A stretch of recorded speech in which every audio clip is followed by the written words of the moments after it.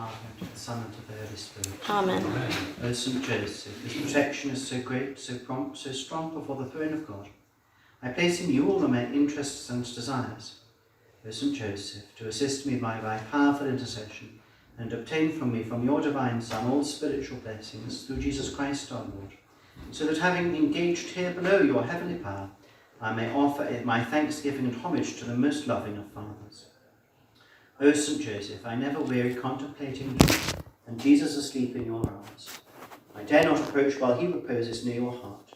Press him in my name and kiss his fine head from me, and ask him to return the kiss when I draw my dying breath. Saint Joseph, patron of departing souls, pray for me. Amen. Amen. In the name of the Father, and of the Son, and of the Holy Spirit. Amen.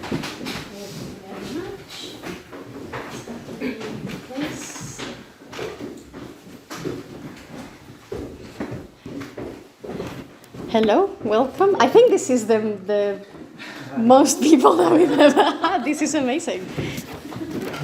Take a seat wherever you can.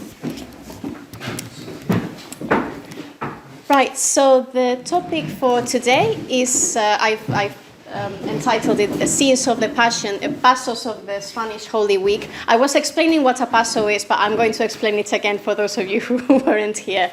So I chose this topic because it's a little bit different from the previous talks. First of all, it's not paintings, because when we think of art, sometimes we tend to focus on paintings, and I do as well because it's my favorite, let's say, artistic I don't know if you say artistic manifestation, or, but this is not painting, and it also has to do with popular culture and tradition, a little bit like the nativity scenes that we did in December. And it's also, I have to say, it's not unique to Spain. It's, the tradition of processions is all over the world, and especially also, apart from Spain, in other Mediterranean countries like Italy and Malta is also quite big. And in Latin America, obviously for Spanish, due to Spanish influence. And also, I found out yesterday, in the south of Asia, in some countries like in India, in Vietnam, and especially in the Philippines, apparently is really big. It's really big tradition. In the Philippines, I guess it's also because of Spanish influence. In the other two, I actually don't know. I don't know if you know, Nikita. I know I'm presenting about this on 28th of March at 7:30. So if you want to know more... Brilliant. So if you want to know more, there you are. Brilliant. Okay. So first, a little bit of boring theory. So the word procession comes from the Latin processio, processio. And this in turn comes from the Greek word prostos. And it was assumed by Christians to avoid the use of another word that the Roman used to refer to processions, that was pompa.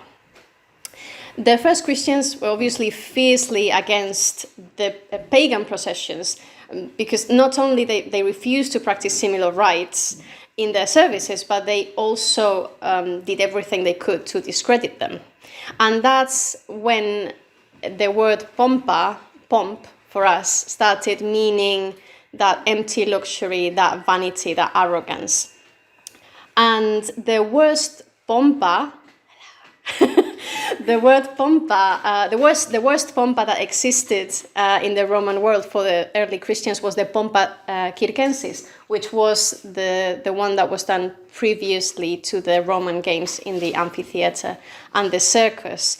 It was so bad for them that they even considered it as the triumph of Satan. And that's why in the, correct me if I'm wrong, Father, but in the Roman ritual we do, before we repeat our baptismal promises, you say, do you renounce Satan? We do, and all his empty pomp. And that's where it comes from. So it's difficult to know exactly when the first Christian processions happened, but they were in honor of the martyrs. So either their relics or their bodies just being transported between different shrines or places as a pilgrimage. First, this was done in secret, obviously, and then after the Edict of Milan in 313 by Constantine the Great, then it was done publicly in the streets. And then the church gradually introduced some of the elements of the Roman procession, the pagan processions, in their processions. It was quite slow because they didn't want that because it was sort of seen as pagan, but they gradually started doing it, although the emphasis was still in penance and prayer. But we can see that the inheritance is there, and not only in the formal aspects, but also in the festive aspects, because it's something that you enjoy, it's something that people feast around and they make a party. And especially if you go to Andalusia, the south of Spain, to a procession, you will hear people cheering to their favorite image of Our Lady. Guapa, you're the best. So that sort of thing. And even the more militaristic aspect, like even the pace that you have to follow is like that of a soldier. It's a bit like a Roman triumph, which was the other sort of type of procession that existed that wasn't a religious one. And instead of the Roman standard, you would have the cross.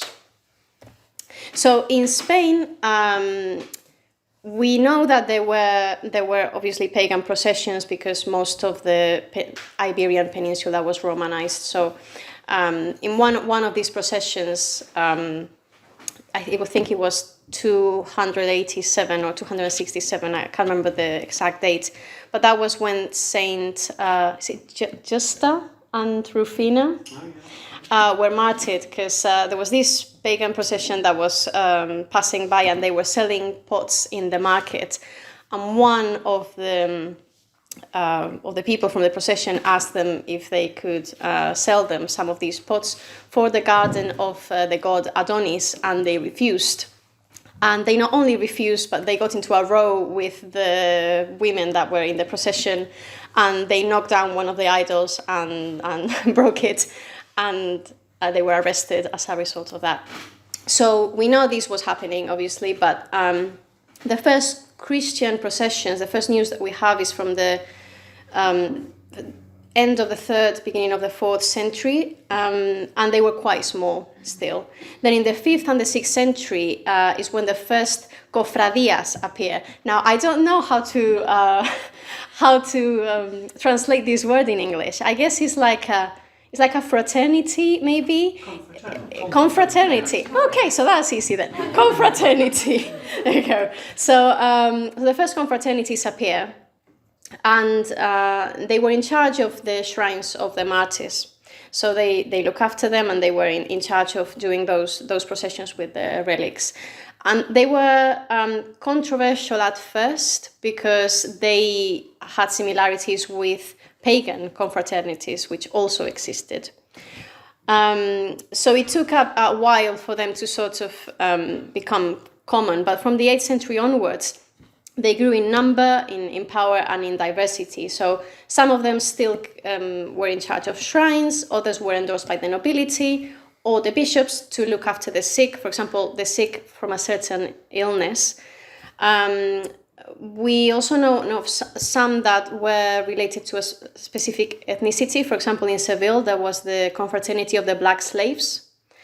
Also as a remedy for certain epidemics, so almost like a prayer confraternity to pray, for example, with the Black Death. So it was specifically dedicated to pray against that epidemic. Or others were associated with guilds, and that's already in the Middle Ages, so that's 12th to 13th century. And these ones would have annual processions in honor of their patron saints. So processions were getting more popular, and they had other focuses that wasn't necessarily the shrines of the martyrs. And then in the 13th century as well, the first confraternities with a penitential character appear, and this was through the Dominicans and the Franciscans. So they had no images; they just had a cross of a crucifix as a standard, and then there were penitent men who would scourge themselves along the way. And this was quite controversial because in some cases they turned into a bloody spectacle, And people would go to these processions more to see these men scourging themselves rather than... It's a bit like when the Romans went to the circus. Like, I guess this is just human, just like people... We tend to deform things, don't we? So what started as something penitential, something like... sort of like religious contrition turned into something a bit grotesque. So even so that they want to be prohibited. Even Saint Teresa of Avila, she was she was a woman that just said things as they were, and she called them the penance of beasts. So she was very much against this. But then in 1215, in the Lateran Council, they were allowed in public again, but the penitents had to wear a head covering, so nobody could boast about how much they were bleeding for the sake of Christ. And these traditions are almost extinct, but they still are practiced in some small towns. I have brought you, sorry about the quality of the images, they're actually screenshots from videos. I thought of bringing the videos, but I think it's better that I didn't, because it's a little bit just not very nice. So in this case, the picaos is just, they're basically scourging themselves with cotton. And then the empalaos in Cáceres, they're tied to a big piece of wood, like Christ would have been. So you can see their faces are covered with a veil, their faces are covered as well. And they do the stations of the cross like that, and they have to kneel and then get up in each station. They also wear a crown of thorns. So it's very, very small places, but it's still done. And the imagery around the processions, as we see them today, did not arise until the Council of Trent, and especially from the 17th century onwards. And it will be this council that established how those images had to look like. So it's not that there weren't different styles. We will see that there were different styles, or the artists did have some freedom, but they had to follow certain guidelines, like in art in general. So 17th century Spain, Counter-Reformation, is the golden age of religious art, and there's a special focus in Mary and in the saints. The sculptures were commissioned mainly for tombs, for reredos, for altars, for reliquaries, and also for processions. In Europe, it was a time of a political crisis. There were wars, there were epidemics, there was an economic decline, and Protestantism was slowly spreading, and across Europe, and Spain was resisting it, so it started to get a bit isolated from the rest. They were fighting too many wars at the same time. They were losing those wars, and they were losing the empire. So everything was going quite pear-shaped for them. It was a time of weak kings, bad administration, basically rich people getting richer, poor people getting poorer. The difference between classes was bigger than ever. There was poverty, there was death, there was illness everywhere. And at the same time, the arts were flourishing because those rich people were commissioning lots of religious works of art. And we saw a bit of this last month with all these vanitas paintings, all that sadness, that pessimism, that vanity of life, the swiftness of time, the omnipresence of death.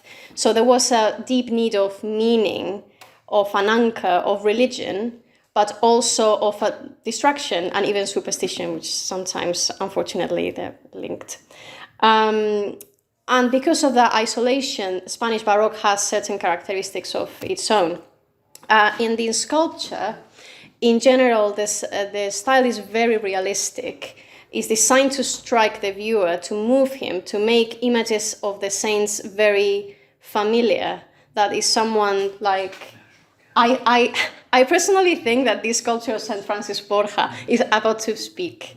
I think it's just incredible. Like the flesh color, for example, it's usually painted wood, and the realism of the faces of the carnations is outstanding. Also, they used in some cases wigs of real hair. They used ivory for the teeth, they used bone for the nails, pieces of glass for teardrops, for example. So yeah, these are two artists that we will see. These two statues are not for processions, but I just brought them because I thought they were just good example. Is that the Saint of Mary Magdalene that was in the exhibition at the National Gallery about 10 years ago? Do you know? It could be. It could be. Similar, yes, because I've seen this one in. I actually have never been. I don't think we have been. No, I've never been to the National Museum of Sculpture. I should have been, but I have seen that one in an exhibition. So I think it was probably that one. Yeah. So there's three main schools. Now we're talking about just sculpture. The three main schools. So the School of Castile. So there's two Castiles in Spain to make it more confusing. So there's Castilla y León here and Castilla-La Mancha here. So now Castile, when we're talking about Castile in this context, is Castilla y León. And the main center was Valladolid, which is right in the middle there. Then the other very big important school was Andalusia, so it's all the south of Spain, and particularly Seville. But artists came from different provinces, just as Seville was the big center. And then not so big, but very important because of the artists that we've seen in the cover image of this presentation, is Murcia, which is a small region just next to Andalusia in the southeast of Spain. So the School of Castile, or the School of Valladolid, is more about the drama, it's more about the pathos, it's about the pain, striking realism, bordering in the, do you say gore or gory? Gory, in some cases, as you will see. And the pioneer of this, or the first artist that created like school, was Gregorio Fernández. So most of his works are in the National Museum of Sculpture in Valladolid, and he worked for several confraternities, and his works are every Holy Week they are taken out of the museum for the confraternities to do the processions with them. So this is very unique, like, because normally works of art in a museum don't go out in the streets. So this is a very unique museum practice. So I've brought you some examples. So this is one of his most famous works, Our Lord Tied to the Pillar. This was made for the penitent confraternity of the True Cross, so the Veracruz. Today is the penitent confraternity of Our Father Jesus. So this is a life-size. Not sure exactly how high it is, but it will be probably like 160, 170 centimeters tall. And what's most striking is the realism of the wounds. You can't see the wounds at the back, but they are made of cork and painted over. So that made the cork obviously has that sort of very tactile, sort of almost fleshy appearance. And this one in particular goes out in 4 different processions during Holy Week, on Monday, Tuesday, Thursday, and Friday. And there is a legend that when Gregorio Fernández finished it, the statue came to life and said to him, "Where did you look at me that you portrayed me so well?" And he replied, "In my heart, Lord." So that's a very, very lovely legend. And he made some pasos for the confraternity of the 7 last words. I don't think he made the 7, but he made some of them. So this is the way to Calvary. And this one is I Thirst, which again, I haven't brought a detail of this one, I don't think, no, but the realism of the face of Jesus is and the expression is always very moving. It's always very, even a bit like it just pierces your heart, really. It just like this. This is known as the Christ of Light. It was for the Benedictine Abbey of Saint Benedict, San Benito el Real. and he was trying to portray the exact moment after Jesus has died. So the realism is incredible. You can see the teeth. Each teeth is just perfectly sculpted, and I'm pretty sure it's ivory. And I don't know if Mel Gibson saw this, but I just couldn't help but see the similarity is just striking. So I would like to ask him if he has seen this, because yeah.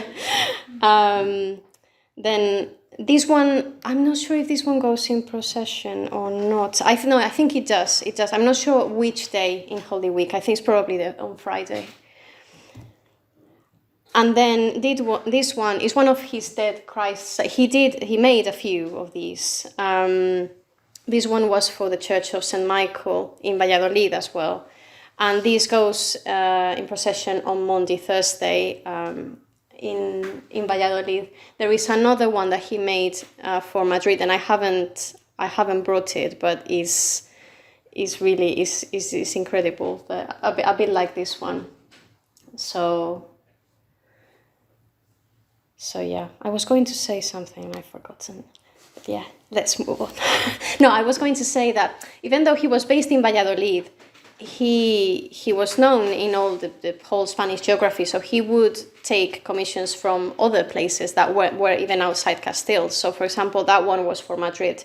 So they're not all for Castile, but I've brought you just some examples from the area.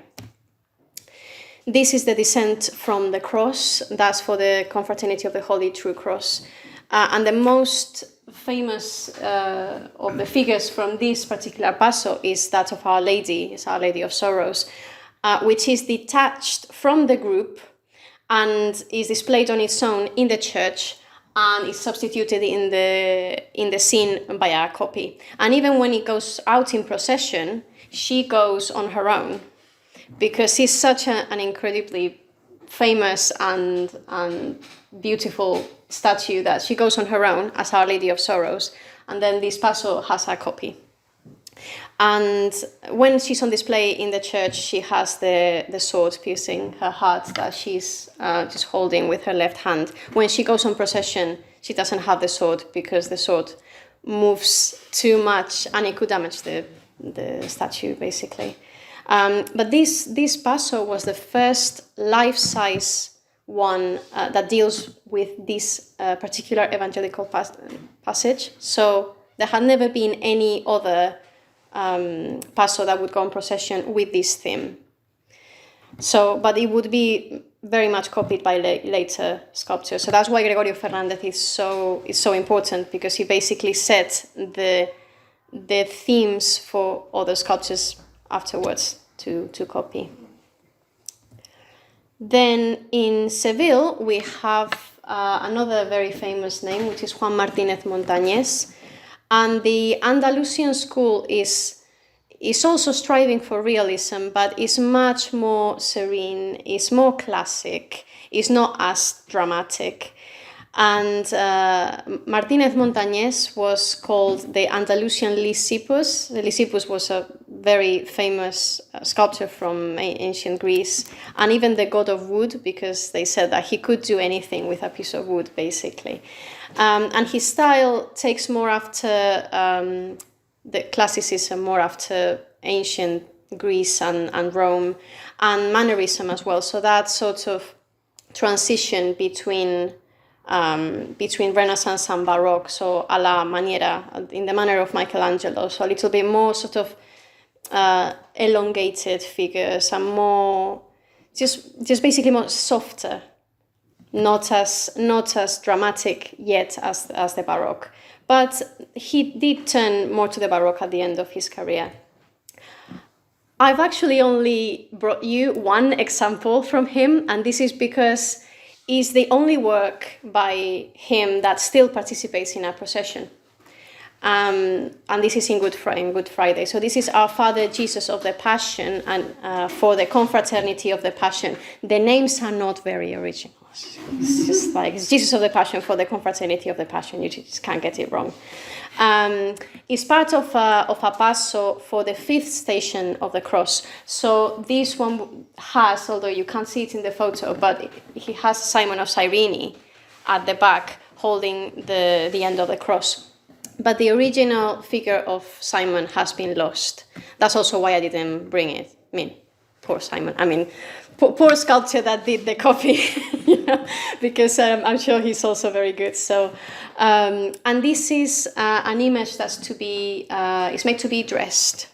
And this is something that you can also connect with in Greece and Rome, particularly in Greece. There were some images of gods or goddesses that had only the face and the hands made of marble or of ivory, and the rest of the body was even just a wooden structure or a body, but very simple body, just made out of wood, and they were made to be dressed. And this is something that we don't have to necessarily say there is a direct connection. But there is definitely a similarity that these figures were also made to be dressed in different tunics for different occasions. So sometimes, because I was reading about this when I was working on telling you all about the origins of processions, and I spent a long time working on all this since antiquity and all. And then yesterday I realized that if I told you all that, I would be talking for an hour and a half. So I thought, okay, I have to scrap all that. So I'm really sad that I can't tell you all that because it was very interesting. But it's just sometimes we think, and especially non-believers sometimes say, "Oh, did you know that this in Christianity comes from pagan culture because the pagans did this?" And you're like, "Well, okay." So like Christmas actually is a pagan feast, and it's like, yeah, okay. So there are some historians that are very obsessed with finding direct connections, and I mean, I'm sure that in some cases there is a connection. I mean, some of the elements of the Christian processions do come from Roman triumphs and from pagan Roman processions, but other times it's not necessarily a direct connection. It's just, this is my opinion, I guess, as well, but we're all humans. Like, we don't think that differently from each other across places and times. So if you are venerating an image of the deity that you believe in, it's just only natural you will take it out in procession. It's just something that will occur to you. And the idea of dressing them, the idea of honoring them in that way and dressing them up for different occasions, I don't think is that weird that different people in different places at different times have had exactly the same idea. So it's probably not a direct connection, but is certainly just a similarity. So Montañés had many disciples that made some of the most famous and loved pasos of the Spanish Holy Week. One of them was Juan de Mesa. He was from Córdoba, but he also worked for Seville and the Pass of Andalusia. And his Jesus of the Great Power is directly inspired by the previous one from Montañés. You can see like how similar they are. It's also an image to be dressed. It goes on procession on the early morning of Good Friday, and the devotion it inspires in the people of Seville is huge. Even people who don't go to Mass, like people not practicing Catholics, but don't touch them, this image, because they will go nuts. So, another work by Juan de Mesa is the image of Jesus of Medinaceli. Medinaceli is a surname of a noble house. I think it comes from the name of a place. And it's probably the most well-loved in Madrid. Again, people in Madrid might not go to church, but they will go to the procession. And again, this is Good Friday. It's also an image to be dressed, and it's been copied many times. It has very strong devotion in other cities in Spain, and even in the US. I found out yesterday, in Miami, I think, they have an image of the Jesus of Medinaceli. Then I brought you a woman. I brought you one of the most famous Spanish female sculptors.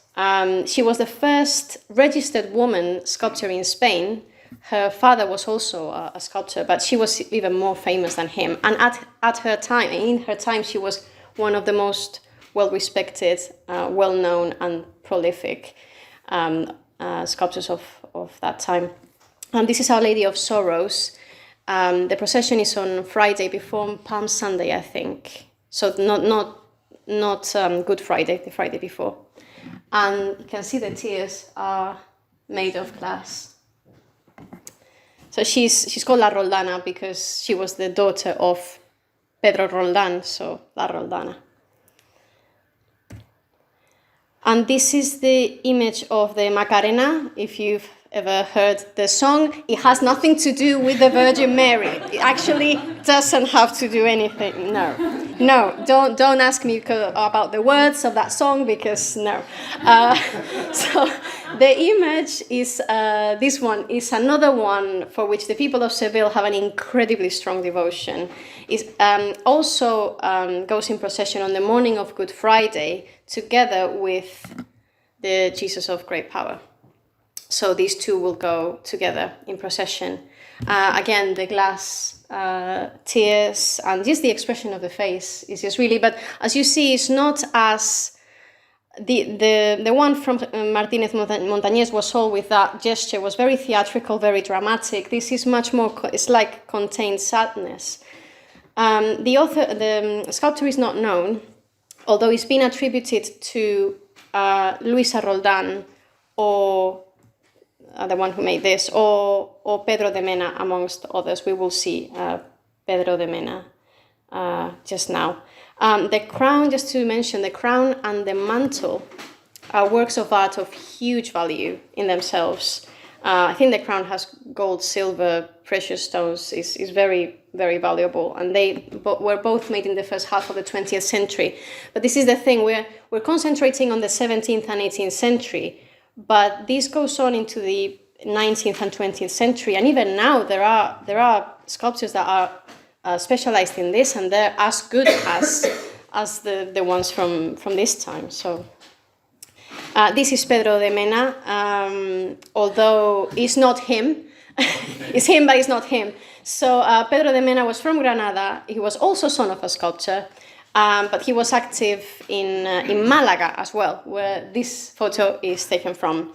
And one of his most famous works, or rather a copy of it, is the protagonist of one of the most famous processions in Spain, and my mum and I's favorite procession. It is brilliant. It's the Christ of the Good Death. It's carried by the Spanish Legion. It was based in Malaga on Good Friday, and as they do the procession, they sing a hymn or a song called "Bridegroom of Death." The original sculpture was destroyed in a fire, sadly, in 1931, when there was religious persecution in Spain. So that's a real shame. But the new one, I think, was made in the 1940s, and it's definitely a wonderfully made copy. So, and there's one point. I mean, these guys are really tough. They're probably the toughest guys in the Spanish army. I mean, they're very scary. I always feel really scared when I see them. But there's one point that they're holding the cross with just one shoulder and one hand, and there's one point when all at the same time go like this, and they have to do it all at the same time, because otherwise that can wobble, and it doesn't wobble. They do in perfect synchrony like this and then like that. I just think the arms, like, I don't know. Once they said how much this weighs, and I can't remember, but it's a lot of kilos. And then we get to Murcia, and we get to Francisco Salcillo. He was also the son of a sculptor, nothing new here, and he inherited his father's workshop in Murcia. Like we said, it's a small region, it's just next to Andalusia, so southeast of Spain. So he made the workshop of his father bigger as he received more and more commissions from churches, from convents, and from confraternities. And he's the most important religious sculptor of the 18th century in Spain. And his style is a little bit different than the others. It's a sort of a transition from Baroque to then Rococo and even Neoclassicism. So he sort of has a progression towards a much more classical style. You will see the beauty of his figures is much more idealized than before. So it's still very naturalistic, but that idealized beauty is what, particularly for me, is my favorite sculpture of all these, because it's just so beautiful. And there is a museum, the Salcillo Museum in Murcia, that has most of his works. So the museum is next to the Church of Jesus, where the confraternity of Our Father Jesus was based. The church dates from the 17th century, and it has like a circular shape, and in the different chapels you can see the pasos that Salcillo made for this confraternity and for this church between 1752 1777. And he made them to substitute the old ones that they had, which were from the 17th century, and they were a little bit just tired of them. Just styles change, tasters change. So the only one that he didn't substitute, he didn't make a new one for, was this one, just Our Father Jesus the Nazarene, which is the one that gives the name to the church and to the confraternity, because he was so well loved in the city that they didn't want to change it. It's of an unknown origin. I think there's a legend that says that one of the fathers from that church brought it from Italy, and there's a lot of mystery and legend there, but we don't know who made it. It's a very lovely statue, but we don't know who made it. So first, in the procession of Good Friday, so this is also known as the Salcillo's procession, because it's basically all the works by Salcillo's processing one after the other in Murcia. So it's the Last Supper.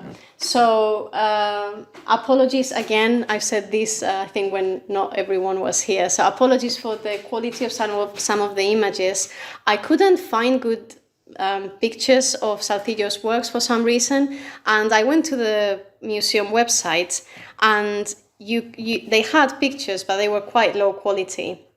So and you couldn't download them in high quality or anything. So I was quite naughty, and I just took screenshots. So these are screenshots they did have like high quality pictures, but you couldn't download them. So I was just like, well, snipping tool. I mean, I'm putting the copyright, so they can't say anything.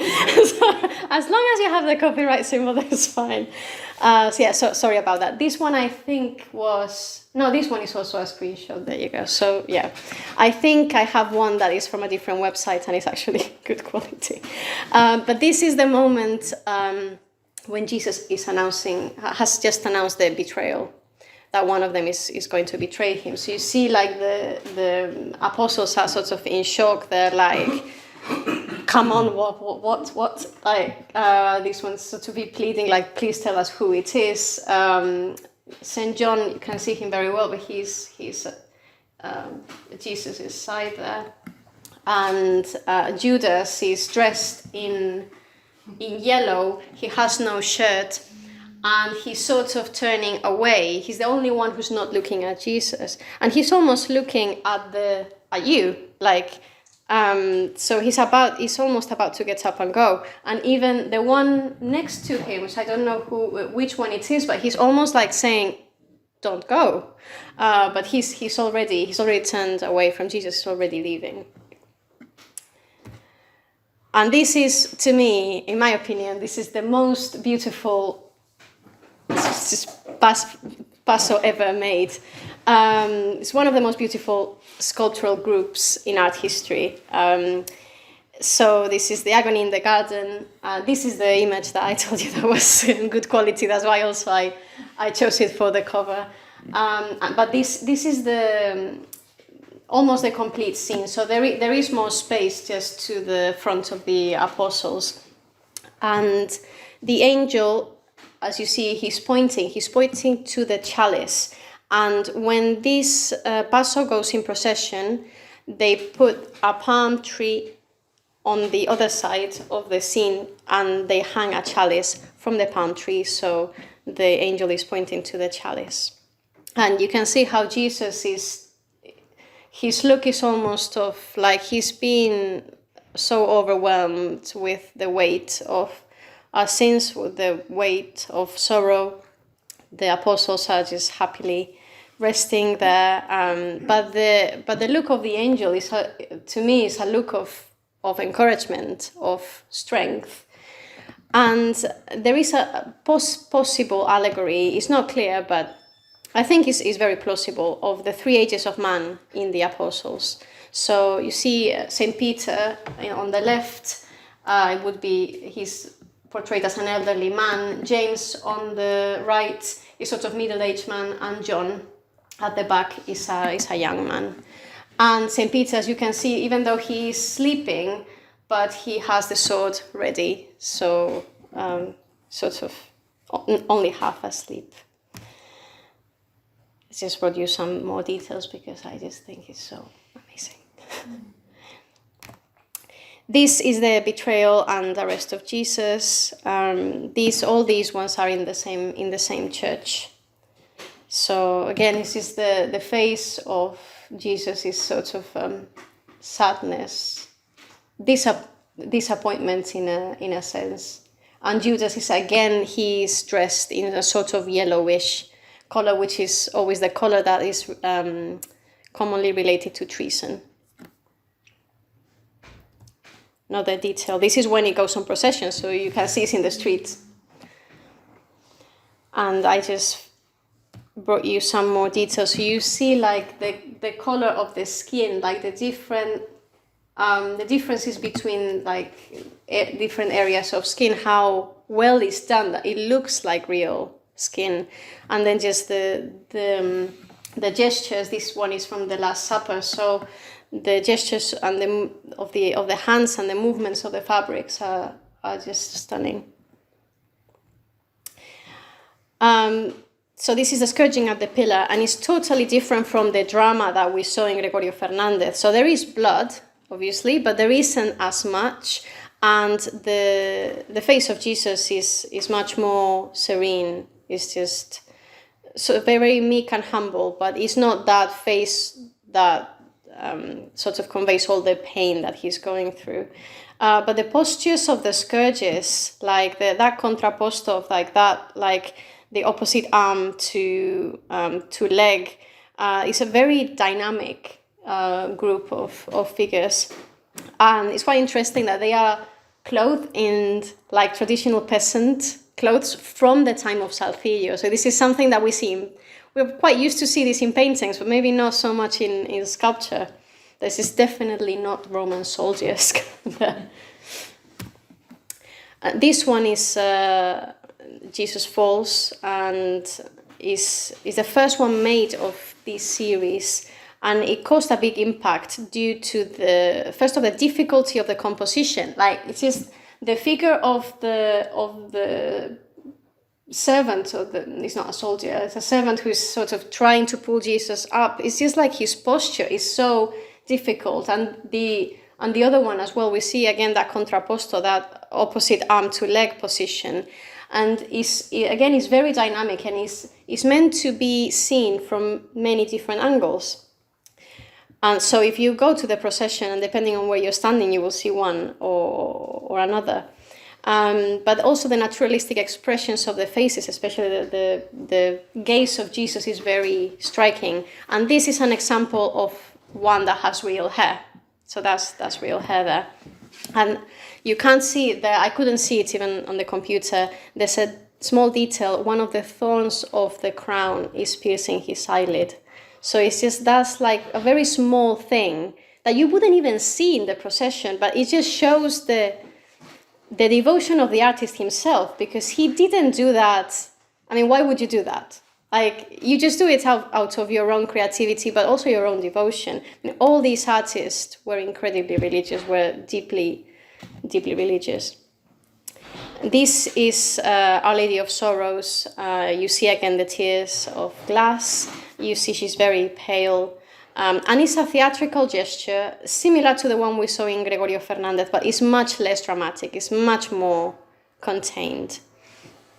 And at her feet, she normally has those angels who are crying, and I think they're really, really cute. And you see the traditional garments of the cofrades, or the brothers of the confraternity, and you can't see the full figure, but they're coming out with the paso out of the church. And these, I'm going to show you the last two figures by Salcillo. So this one is St. John. He has his own paso, so he goes on the procession on his own, and he's pointing the way of Calvary, and he takes the model of the posture. Salcillo took it from the statue of Apollo Belvedere in Rome. So we see here already that neoclassical style that looks again like the artists of the Renaissance did to the ancient Greek and Rome, and go back to those models from antiquity. And again, his face is very serene. I mean, he's pointing to the way of Calvary. He almost has a face of just serene resignation. And this is Veronica, which again, she has her own paso. And just her garments are very, very colorful. And the expression of the face, again, is of deep sadness, but is much more contained, like in other examples that we've seen of Our Lady, rather than so dramatic. The original veil was designed by Salcillo himself, but was lost, unfortunately. And this current one is from the 19th century. And I don't know how I did that. I was like, oh, this is really long. I have to rush. Sorry if I rushed. I hope I didn't. But just to finish, this is just a snippet of the many, many, many processions that happen in Spain during Holy Week. I just brought you this one because I wanted to show you one that had lots of people and lots of chaos and confusion. So I'm sure there is no confusion, but it definitely looks like there is. So you have 1, 2, 3, 4, 5, 6, at least 6 pasos going out at the same time. And this is Easter Sunday, so this will be what is called the procession of the encounter. So Our Lady of Sorrows and Christ, the risen Christ, who you see just there, like just behind the post. This is the angel, and that's Christ there. And the risen Christ, they meet each other. And I don't know here, but traditionally, at least in my town in Spain, we do this. And I did it once. I really wanted to bring the photo that my mom and I have, like with the Paso of Our Lady, but I don't know where I have it. I was looking for it last night, but I couldn't find it. So the Paso of Our Lady is carried by women, and the Paso of Our Lord is carried by men. And then when they encounter each other, they sort of sway, they sort of dance to each other in joy. And this is something that has, I don't know if a connection, but similarities with antiquity, because in ancient Rome they also had the myth of Adonis, for example, that we were talking about before, when Saint Justin and Saint Rufina were martyred in Seville after that procession. So that god was the god of like vegetation, and not agriculture, but like sort of god of fields and vegetation. And he, in the myth, he dies and then he comes back to life. And there was a procession of the encounter between him and the goddess Venus. And so, and it was similar. They would sway, and they would be carried. The Venus's one would be carried by women, the other one by men, and they would sway and dance to each other. So there is definitely like just similarities But saying there is a direct connection, don't know. I mean, we had the Arabs for a few centuries in Spain as well, so there was a big break there since Roman times until the reconquest of Spain. So it's difficult to say if there is a direct connection there. So like I said, I focused on the 17th and 18th century artists, but the tradition, obviously in the 18th century with more like the ideas of the Enlightenment, the procession sort of went a little bit, like, became unpopular because religion was sort of frowned upon again. But then I think it was the 1920s that the church in Spain started to promote processions again. So there are many artists from the first half of the 20th century that are as good as Gregorio Fernández or Martínez Montañés. They have also their own styles. So, yeah, and there are many more from those centuries that I haven't mentioned because it was so much. But I really encourage you to look on Google for this. If you're interested, just Google Spanish Holy Week or 17th century Holy Week sculptures, something like that, and you will be able to see other works. And I think the best you can do is definitely go to Spain and experience it yourselves. Although I have to say, I myself have never been to any of these processions, not even in Madrid. So this is really humbling. It's really embarrassing. The only ones I've been were in my town. I think the reason why we've never wanted to go was because there's so massified. There's so many people. And especially if you go to Andalusia, if you go to Seville, that is nuts. And unfortunately, because we're humans and we're like this and we're fallen, there is a lot of roughness going on, a lot of drinking, a lot of not very nice things happening as a result of people going to see the processions.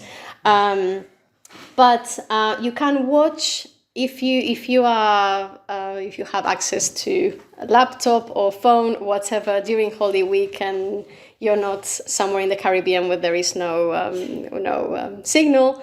You can watch it live on Spanish TV and just get an idea of what it is. I'll leave you the link on the YouTube. So yeah, thank you very much. Hope you enjoyed that.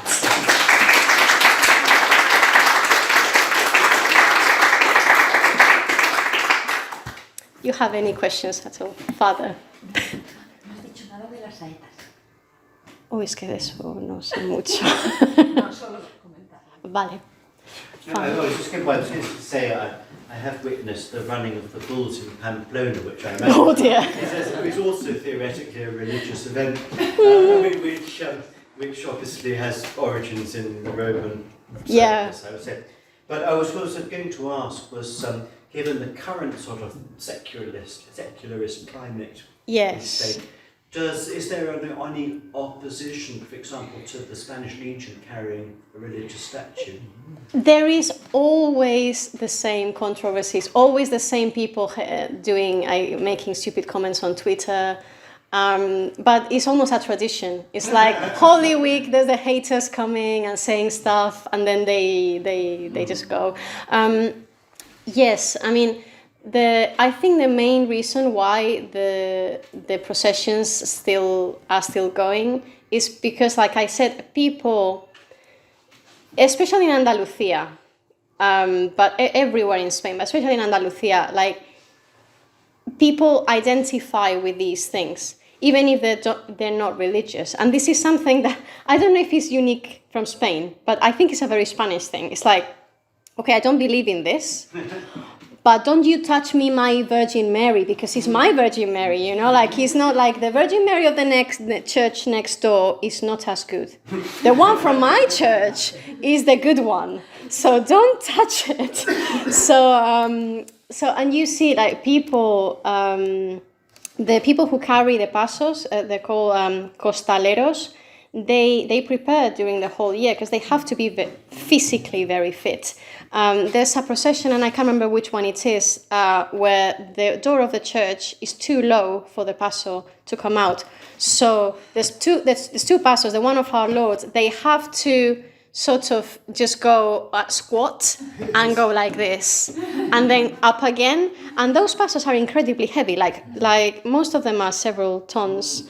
And I think the one with of Our Lady, they have to go on their knees and walk on their knees for a bit, and when they've gone through the door, then they get up. And when you see it, like they always like interview these people in public TV, and some you can tell that they're religious, but others, it's just, even if they're not, like they see it as something that's theirs, that is, and is something that has to do with their identity as civilians or Andalusians, and is something that is so ingrained in their nature that it doesn't matter if it's religious or not.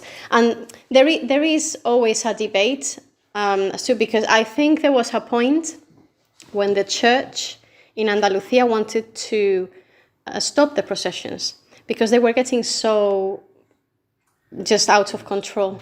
And out of proportion to the actual liturgy. Yes, and then it was actually the people who got like mad at the church because they were like, "No, this is not yours. This is ours." And then you get the distortion there. So, and you can see why, like in the Middle Ages, why the church stopped those processions with the people scourging themselves, because what started as a penance turned into a spectacle of blood, basically. And now sadly it's a similar thing. You see those things, unfortunately, and I guess that's one of the reasons why me and my family have never been, because it's kind of, you're going to come across that and it's going to hurt you, so you just don't want to see it. But at the same time, I think it's an experience that is unique, and you sort of have to just. It's a bit like when you go to a shrine that's where lots of crowds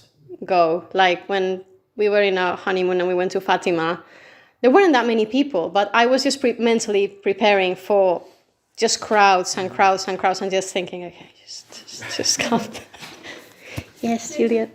Sorry, does people in the procession, those who do believe, do they have, is there miracles associated with it? Like, say someone just go along because they were hurting, or they wanted some sort of a cure because someone's died in their family. I've got a story, it's a quick one if I can share that with you. It's Yeah, a sure. short one, it happened.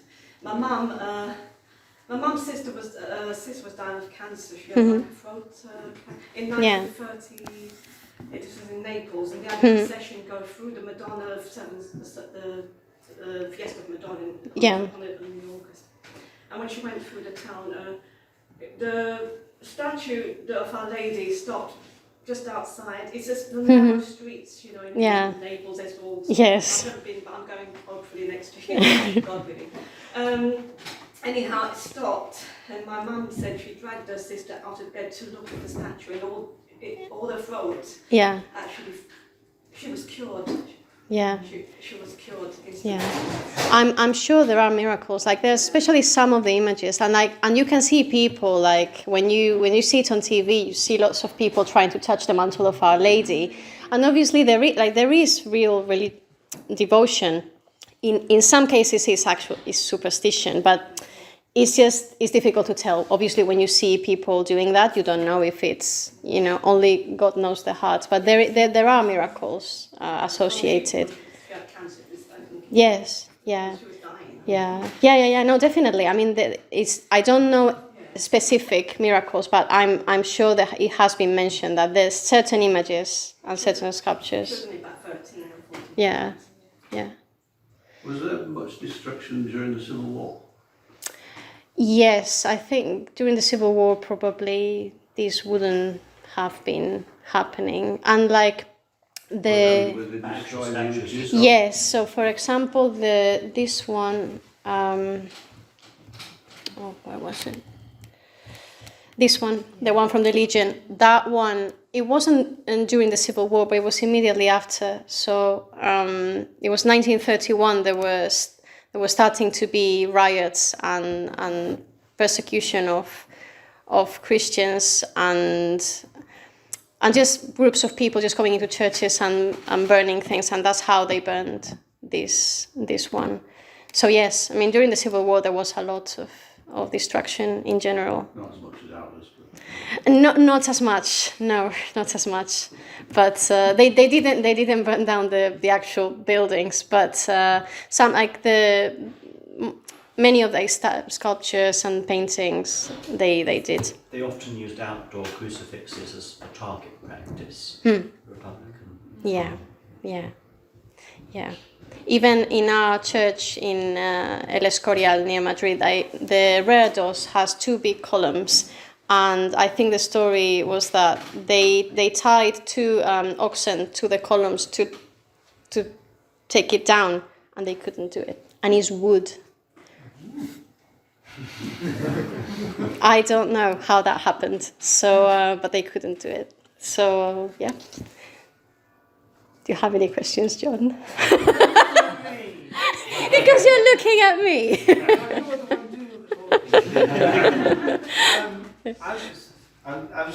I don't have any questions. Okay. Say something. Yeah. Very impressed by all of the exterior expression of Catholic faith. Yes. Especially that image, and it makes me a bit sad because you don't have that in this country. Yeah, I know. That's why I think this year on Palm Sunday we're going outside. That's the plan. So we've got to get the pasos made. Yes. 2 weeks. Rose. That leads on to my question actually. Yes. Do you have any resources on how these statues are made and what sort of paint is used? I don't actually know what paint is used. I mean, I don't actually know the type of wood. I assume the type of wood will depend on the region, but it's mostly it's painted wood, and the only materials that are not wood are normally the eyes are normally glass, the tears are glass, the teeth are ivory, and the nails sometimes are of bone. There's another Dead Christ by Martínez Montañés, which is very striking because it's even more striking than the one that I showed you because of the expression of the face, and you can see each teeth, and you can see the nails are of bone, and it looks like a real person, and it's also life-size. So, yeah. I think there is an example in the Spanish gallery at Chicago. There is. Yes. It's not one of them, but I was thinking the other day, there is one. We saw one. I think it's a smaller one. It's a smaller version. I don't think it was life-size. But anyway, at some point, we will go, if you want, if people are interested, to Bishop Auckland to visit the Spanish gallery. So, because yes, you're going to drive.